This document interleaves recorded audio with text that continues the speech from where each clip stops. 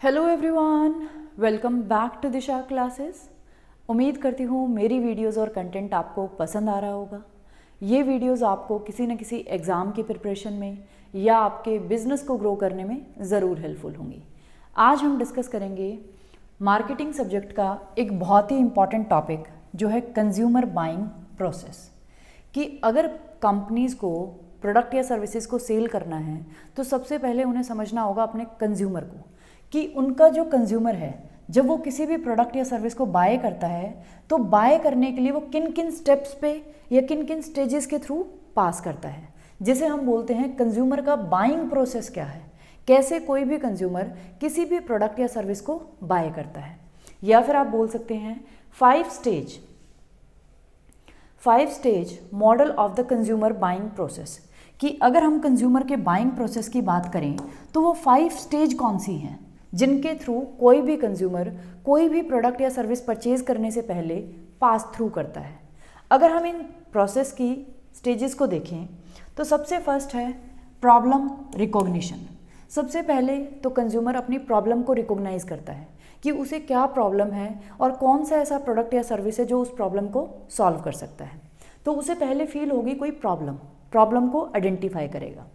उसके बाद वो इन्फॉर्मेशन को सर्च करेगा कि क्या उसकी प्रॉब्लम को सॉल्व करने के लिए किसी कंपनी का कोई प्रोडक्ट या सर्विसेज है जिसे वो यूज़ करके अपनी प्रॉब्लम को सॉल्व कर सकता है। तो वो इन्फॉर्मेशन गेन करेगा, गैदर करेगा अलग अलग कंपनीज़ के प्रोडक्ट और सर्विसेज के बारे में। फिर जो भी उसे इन्फॉर्मेशन मिलेगी प्रोडक्ट और सर्विसेज से रिलेटेड, उसके बाद वो जितने भी अल्टरनेटिव्स उसके पास आए हैं अलग अलग कंपनीज़ के प्रोडक्ट से रिलेटेड और सर्विसेज से रिलेटेड, उन सभी अल्टरनेटिव्स को क्या करेगा, इवेल्युएट करेगा कि उनके क्या बेनिफिट्स हैं, क्या उनके डिसएडवांटेजेस हैं। अलग अलग प्रोडक्ट और सर्विसेज के अलग अलग बेनिफिट्स और नेगेटिव पॉइंट्स होते हैं, तो हर एक अल्टरनेटिव को वो अच्छे से इवेल्युएट करेगा। उसके बाद वो कहीं जाके परचेज़ करने का डिसीज़न लेगा कि उसे वो प्रोडक्ट या सर्विस परचेज़ करना है या नहीं। परचेज़ करने के डिसीज़न में वो कुछ डिसीजंस लेगा, किस ब्रांड का लूँ, किस प्रोडक्ट का, किस कंपनी का लूँ, कितना, कौन सा कलर लूँ, बहुत सारी चीज़ें परचेज़ का डिसीज़न लेगा। परचेज डिसीजन के बाद फाइनली यहीं कंज्यूमर का बाइंग करने का प्रोसेस ख़त्म नहीं होता। लास्ट स्टेप है पोस्ट परचेज बिहेवियर, कि जब उसने परचेज कर लिया उसके बाद का उसका बिहेवियर, वो भी कंज्यूमर के बाइंग प्रोसेस का ही एक स्टेज है।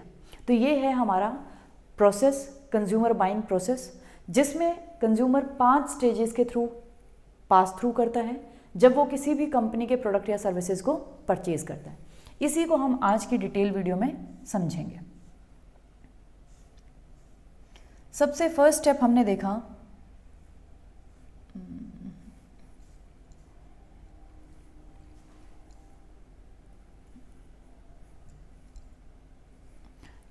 हमारा है प्रॉब्लम रिकॉग्निशन। या तो किसी भी कस्टमर को कोई प्रॉब्लम फील होगी कि उसे कुछ प्रॉब्लम है, या फिर दूसरा कहाँ से वो बाइंग प्रोसेस को स्टार्ट करता है, दूसरा हो सकता है नीड ट्रिगर्ड, या फिर कोई नीड उसकी ऐसी ट्रिगर होगी कि उसे लगेगा कि कुछ परचेज करना चाहिए। ये जो नीड ट्रिगर्ड होगी ये कहाँ से हो सकती है, ये इंटरनल स्टिमुली से भी हो सकती है, या फिर हम कह सकते हैं ये एक्सटर्नल से भी हो सकती है।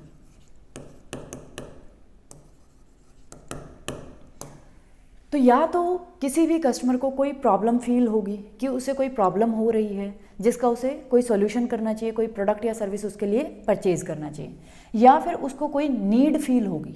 वो जो नीड उसे फील होगी वो किन 2 ऑप्शन से आ सकती है, ये कहाँ से उसे फील हो सकती है। या तो इंटरनली खुद ही उसे वो नीड फील होगी, या फिर एक्सटर्नल कोई स्टिमुली होगी जिससे उसको वो नीड ट्रिगर्ड होगी। इंटरनल की अगर हम बात करें तो जैसे अगर हमें भूख लगी है या फिर हमें लग रहा है कि हमें प्यास लगी है, तो ये जो नीड हमें बता रही है ये कौन है, इंटरनल स्टिमुली, हमारी खुद की बॉडी जो हमें बता रही है कि भी इस चीज़ की नीड है। भूख लगी है तो खाने की ज़रूरत है, अगर प्यास लगी है तो पानी की ज़रूरत है। कुछ होती हैं एक्सटर्नल स्टिमुली जो हमें बताती हैं कि भी हमें इस चीज़ की नीड है। एक्सटर्नल में आ सकते हैं, मान लो हमारे किसी फ्रेंड ने कोई नई गाड़ी ले ली, या कोई नया फ़ोन ले लिया, किसी रिलेटिव ने ले लिया, किसी के बच्चे ने कुछ मतलब कोई भी चीज़ परचेज कर ली, तो एक्सटर्नली भी हमें लग सकता है कि भी हमें कोई चीज़ की नीड है। तो यहाँ से जो भी कस्टमर है उसको प्रॉब्लम रिकॉग्नाइज होती है या उसकी नीड ट्रिगर्ड होती है कि कोई प्रोडक्ट या सर्विस उसे परचेज करनी है। उसके बाद जब उसकी नीड ट्रिगर हो गई या उसे प्रॉब्लम पता चल गई, तो अब कंज्यूमर क्या करेगा, उस नीड को सेटिस्फाई करने के लिए या उस प्रॉब्लम को सॉल्व करने के लिए इन्फॉर्मेशन की सर्च करेगा। ऐसे ही तो आप कोई भी प्रोडक्ट या सर्विसेज परचेज नहीं करोगे, आपको पता ही नहीं कि भी क्या क्या प्रोडक्ट या सर्विसेज मार्केट में हैं। तो आप क्या करोगे, अब इन्फॉर्मेशन गेन करोगे कि मेरी उस प्रॉब्लम को सॉल्व करने के लिए या नीड को सेटिस्फाई करने के लिए मार्केट में किस कंपनीज़ के प्रोडक्ट और सर्विसेज अवेलेबल हैं।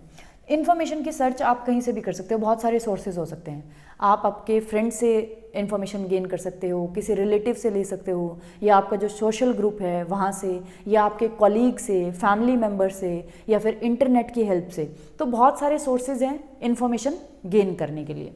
जब हम इन्फॉर्मेशन की बात करते हैं तो अगर हम कंज्यूमर के बिहेवियर को देखें तो हमारे कंज्यूमर कैसे हैं, वो लिमिटेड नॉलेज का यूज़ करते हैं, पूरी इन्फॉर्मेशन कभी भी गेन नहीं करते। मतलब अगर उन्हें लगता है कि भी ये प्रोडक्ट या सर्विस है, तो अगर आप भी कभी परचेज़ करने की कोशिश करते हैं कोई भी प्रोडक्ट या सर्विस, तो क्या आप सभी कंपनी के प्रोडक्ट्स को सर्च करते हैं या उसके बारे में इन्फॉर्मेशन गेन करते हैं? तो हम कभी भी ऐसा नहीं होता कि जितनी भी कंपनीज मार्केट में अवेलेबल है उनके प्रोडक्ट्स की इन्फॉर्मेशन गेन करें।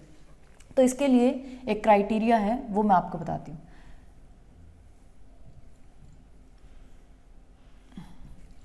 टोटल सेट कि भी टोटल मार्केट में कितनी कंपनीज के प्रोडक्ट और सर्विसेज हैं।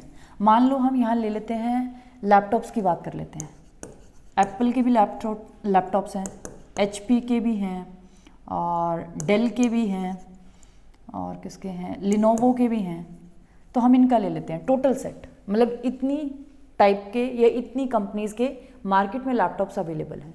लेकिन उनमें से हमें कितनों की अवेयरनेस है? मान लो मुझे सिर्फ एप्पल की, HP की और डेल की अवेयरनेस है, तो ये मेरा हो गया अवेयरनेस सेट।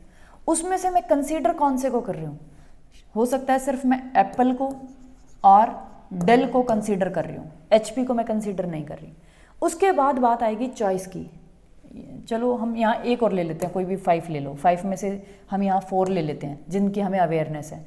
कंसीडर करेंगे हम 3 को, एप्पल, डेल और HP को लगा लो, हमने कंसीडर कर लिया। उसके बाद अब बात आएगी चॉइस की। अब इनमें से जिनको मैंने कंसीडर किया है, इनमें से मेरी चॉइस क्या होगी? मान लो एप्पल और डेल। और अब जो डिसीजन रह जाएगा वो किन में से रह जाएगा? चॉइस वाले सेट में से। अब मुझे फाइनली डिसाइड करना है कि एप्पल लूँ या डेल। तो जब भी कोई भी कस्टमर इन्फॉर्मेशन को सर्च करता है किसी भी प्रोडक्ट को या सर्विस को परचेज करने से पहले, तो वो कंप्लीट इन्फॉर्मेशन को सर्च नहीं करता कि भी टोटल मार्केट में कितने प्रोडक्ट या सर्विसेज अवेलेबल हैं अलग अलग कंपनीज़ के। तो टोटल सेट तो हो सकता है बहुत सारी कंपनीज़ हैं, उनके प्रोडक्ट्स हैं, सर्विसेज हैं, उसमें से कंज्यूमर को कुछ की अवेयरनेस होगी, उनमें से फिर वो किसी 2 या 3 आइटम्स को कंसीडर करेगा, फिर उनको चॉइस में रखेगा, चॉइस के बाद उनमें से डिसीजन लेगा। क्लियर? अब हमने इनको चॉइस सेट में रखा है। अब थर्ड स्टेप क्या होगा कंज्यूमर का? अब उसने इन्फॉर्मेशन गेन कर ली अपने चॉइस सेट वाले दोनों की। अब वो क्या करेगा? जो उसके चॉइस सेट में है, थर्ड स्टेप है इवेल्युएशन ऑफ अल्टरनेटिव्स।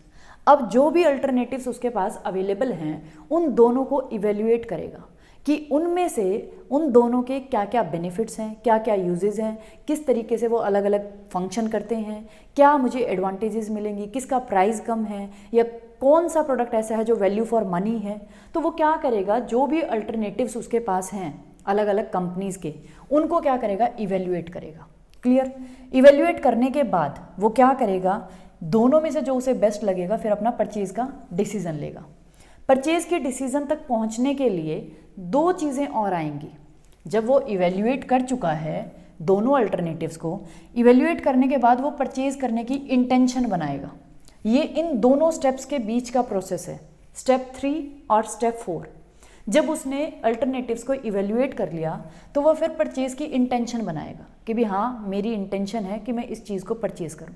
लेकिन वो देखेगा कि भी जो परचेज़ का डिसीज़न उसने इंटेंशन बनाई है उसके लिए जो उसके फैमिली मेम्बर्स हैं या उसके फ्रेंड्स हैं या अदर सोसाइटी मेम्बर्स हैं, उनका क्या एटीट्यूड होगा। दूसरा वो देखेगा अनएंटिसिपेटेड सिचुएशनल फैक्टर्स, कि उस प्रोडक्ट को परचेज करने की जो इंटेंशन है उससे रिलेटेड अनएक्सपेक्टेड सिचुएशंस क्या हो सकती हैं, उन दोनों के इफ़ेक्ट को देख के कि भी चलो अदर्स का एटीट्यूड भी पॉजिटिव रहेगा, कोई अनएंटिसिपेटेड सिचुएशनल फैक्टर्स हैं वो भी मैं कंट्रोल कर सकता हूँ, तो फाइनली जाके वो परचेज का डिसीजन लेगा। इवेल्युएशन ऑफ अल्टरनेटिव्स के बाद तो सिर्फ उसका परचेज का इंटेंशन बनेगा, परचेज करने का वो इंटेंशन बनाएगा, लेकिन परचेज डिसीजन लेने के लिए वो दो चीज़ों को कंसिडर करेगा, अदर्स के एटीट्यूड को और जो अनएंटिसिपेटेड सिचुएशनल फैक्टर्स हैं उनको। फिर वो फाइनली परचेज का डिसीजन लेगा और परचेज के डिसीजन में वो डिसाइड करेगा साइज़ क्या होगा, कलर क्या होगा, जो भी है। जैसे लैपटॉप का ही हम एग्जांपल ले लेते हैं, कितनी जीबी रैम लेगा और हार्ड डिस्क कितने की होगी, या साइज़ क्या होगा, कलर क्या होगा, बहुत सारे फैक्टर्स, वो सारे चीज़ें परचेज के डिसीजन में कंसिडर करेगा। परचेज का डिसीजन करने के बाद वो फाइनली उस प्रोडक्ट को क्या कर लेगा, परचेज कर लेगा। लेकिन हमारा कंज्यूमर बाइंग प्रोसेस यहीं ख़त्म नहीं होता। उसके बाद बात आती है पोस्ट परचेज बिहेवियर, कि पोस्ट बिहेवियर के बाद जब उसने परचेज कर लिया उसका बिहेवियर कैसा है, क्या वो सेटिस्फाइड है, कस्टमर सेटिस्फेक्शन, कि उसकी कस्टमर सेटिस्फेक्शन कितनी मिली उस प्रोडक्ट को परचेज करने के बाद, या फिर हम कह सकते हैं उसके यूज़ उसने कैसे किया एंड डिस्पोजल, उसको कैसे डिस्पोज किया, डिस्पोज ऑफ, कि प्रोडक्ट को फाइनली पूरा यूज़ करने के बाद उसने कैसे उस चीज़ को डिस्पोज किया है। तो ये हमारा है पोस्ट परचेज बिहेवियर। तो टोटल हमारे पास हमने 5 स्टेप्स को देखा कि अगर किसी भी कस्टमर को कोई भी प्रोडक्ट या सर्विस बाय करनी है तो वो 5 स्टेजेस के थ्रू पास करता है। सबसे पहले तो प्रॉब्लम उसे लगेगी या कोई नीड उसको फील होगी, उसके बाद उसको सेटिस्फाई करने के लिए वो क्या करेगा, इन्फॉर्मेशन की सर्च करेगा। इन्फॉर्मेशन सर्च के बाद जो भी उसे प्रोडक्ट्स या सर्विसेज मिली हैं अलग अलग कंपनीज़ की, अलग अलग ब्रांड्स की, उनको क्या करेगा, इवेल्युएट करेगा कि उनमें से कौन सी के क्या बेनिफिट्स हैं, क्या नेगेटिव इम्पैक्ट्स हैं, क्या प्राइस है, किन किन कलर्स में अवेलेबल है, हर एक चीज़ इवेल्युएशन करेगा। उसके बाद वो परचेज़ का डिसीज़न करेगा। परचेज़ के डिसीज़न तक पहुंचने के लिए जब वो इवेल्युएट करके परचेज़ का इंटेंशन करेगा तो 2 चीज़ों को देखेगा, अदर्स का एटीट्यूड क्या होगा वो चीज़ परचेज़ करने के बाद, और अगर अनएंटिसिपेटेड सिचुएशनल फैक्टर्स को देखूं तो वो क्या क्या हो सकते हैं। फिर वो फाइनली परचेज़ का डिसीज़न लेगा। परचेज़ करने के बाद उसका पोस्ट बिहेवियर होगा कि उसे सेटिस्फेक्शन मिली या नहीं, कैसे वो उसको कंप्लीट यूज़ करेगा, कैसे उस प्रोडक्ट को डिस्पोज करेगा। तो ये हमारा है consumer buying process, 5 stage model of consumer buying process.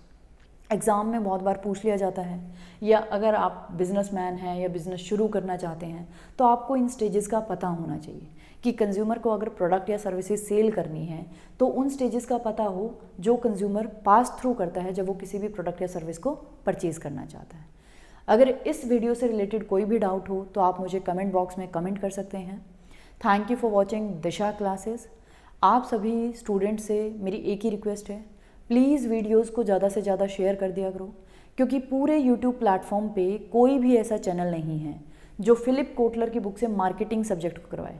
ये टॉपिक भी मैंने आपको फिलिप कोटलर की बुक से ही करवाया है, चैप्टर नंबर 6 है, चैप्टर नंबर 6 का ये टॉपिक है।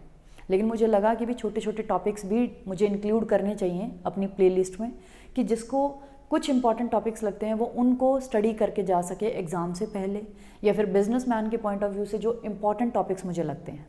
तो ये इसलिए मैं कवर कर रही हूँ। तो आप सभी से रिक्वेस्ट है कि पूरे यूट्यूब प्लेटफॉर्म पे कोई भी आपको फिलिप कोटलर नहीं पढ़ा रहा, सिर्फ दिशा क्लासेस पर आपको फिलिप कोटलर की बुक से मार्केटिंग सब्जेक्ट कवर करवाया जा रहा है। और अगर आपको डिटेल में वीडियोस चाहिए कि भी लाइन टू लाइन हम चैप्टर्स को कवर करें, तो वो मैंने 10 चैप्टर्स कवर कर रखे हैं फिलिप कोटलर की बुक के। आप दिशा क्लासेस पर जाएं, मार्केटिंग की प्लेलिस्ट मिलेंगी, उसमें अगर आप जाके देखेंगे तो 182 या 183 वीडियोज़ हैं वहाँ। उन वीडियोज़ के थ्रू मैंने फिलिप कोटलर की बुक के 10 चैप्टर्स को कवर किया है, और ऐसे लाइन टू लाइन हर एक चैप्टर को कवर किया है, तो आप उसको देख सकते हैं। अगर आपको वीडियोज़ कंटेंट और मेरा टीचिंग स्टाइल अच्छा लगे तो प्लीज़ वीडियोज़ को ज़्यादा से ज़्यादा शेयर कर देना, क्योंकि पूरे यूट्यूब पे आपको कहीं नहीं मिलेगा। और अगर आपने चैनल को सब्सक्राइब नहीं करा तो प्लीज़ चैनल को भी सब्सक्राइब कर लो, ताकि दिशा क्लासेस ग्रो हो और ऐसा और भी कंटेंट मैं आपके लिए लेके आती रहूँ। Thank you for watching Disha classes and keep spotting Disha classes.